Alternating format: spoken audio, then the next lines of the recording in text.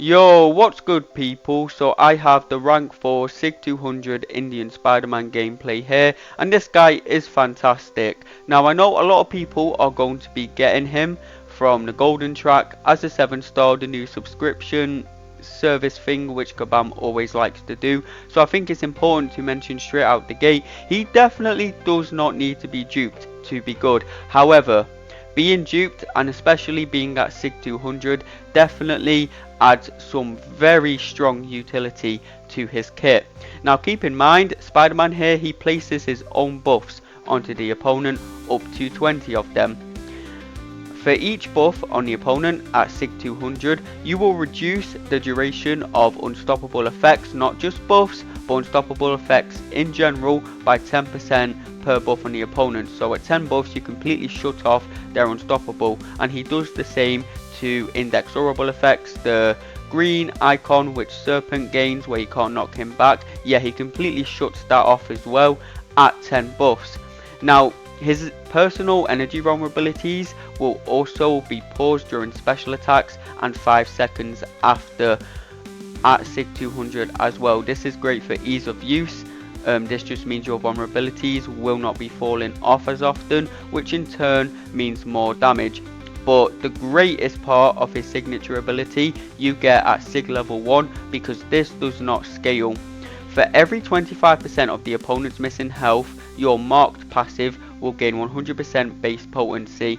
His base potency marked passive is 35%. You can see there we completely wiped out that Dark Phoenix without having to deal with any of the BS damage, any of the immortality. What the marked passive does is it basically stops the opponent from triggering any sort of death immunity or immortality. It works on Hercules, Serpent, Dark Phoenix, basically anyone with immortality, the marked passive shuts off. But at its base it's only 35% potency. But when you get your opponent down to 75% health, then it will become 70% potency. Then when you get them down to 25% health, it will become 95% potency. Then finally, once you get them to 25% health, it will become 130% potency, which means not even Serpent's stupid 125% chance to trigger it will bypass the marked passive. So even at signature level 1, you are getting such a great benefit from this guy being awakened. But even unduped, he is still great. His damage is fantastic, and he will still counter Serpent somewhat reliably, because not only will he have the 35% marked passive unduped, but you will have a 70% neutralized as well during special attacks. So he'll counter him decently well. I know his base potency of the neutralize is 35%, but once you get to 5 buffs on the opponent, you will inflict a second neutralize on them, so that's 70% in total during the opponent's special attacks. Okay, so this guy has a bit of a funky playstyle. He's definitely not tricky to play, however he is like a bit tricky to learn. So basically he has spider webs on the map, one in the middle, one on each corner. Whenever you knock your opponent into these webs, you will place a spider seal buff onto the opponent. But what you want to do is knock them into the web with a special attack, and this will inflict a lot more spider seals onto the opponent. And the best rotation I find with this guy is to basically use your special 1 3 times, knocking them into the spider webs, then go for your special 2, and that completely wipes anything off the face of the earth. Deathless Thanos is really not the best matchup for this guy. It can be done though. You just have to be careful here, because of course he has that burst damage of the special 2, right? But I've tried this matchup like 2 or 3 times, and when I use my special 2 too fast, he would trigger protection and basically tank my burst damage. So what I did here is take it slowly and take him to 50% health before I use my special 2, and then he won't trigger protection before I can get my burst damage. Then that burst damage basically completely bypasses the last protection phase. Oh, and you do want to parry heavy in this matchup, just because Spider-Man has a 2-hit medium attack, and the way Thanos works is the more times you hit him, the more he ramps up, the faster he's going to go unstoppable. So I just find it better to parry heavy in that matchup. Now we have a Jean Grey. Now he definitely is not as fast against opponents without buffs, but he still does decently well, and yeah, he'll still be able to put up very decent scores in Battlegrounds, for example, even against opponents that do not have a ton of buffs.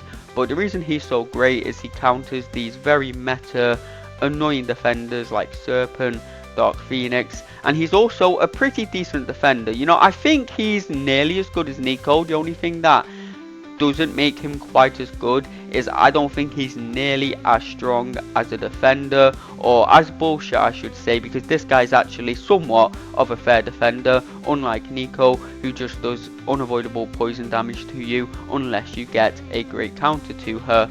So yeah, this guy is pretty fire.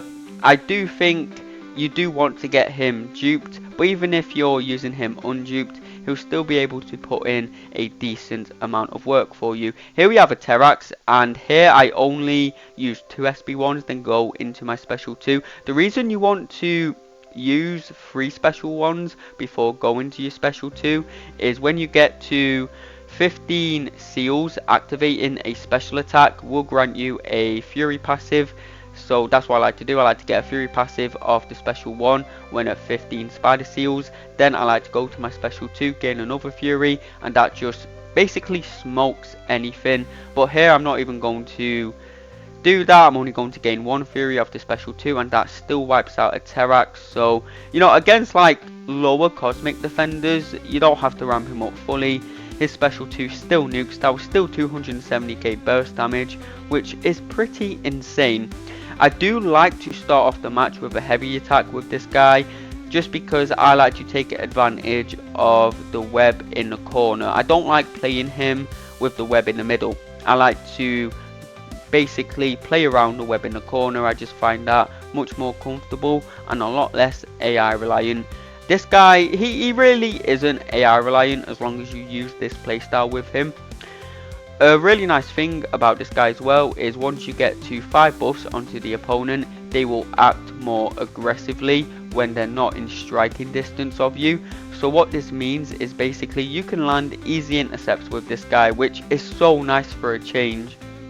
I miss being able to intercept, but it's basically impossible with the passive RCI these days, bro. But Spiderman here, he actually makes it possible.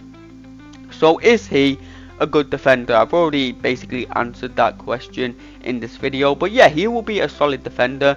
For each buff on the opponent, he has a 2% chance to evade, so you really do not want to use buff heavy champions against this guy, otherwise he's going to evade you constantly.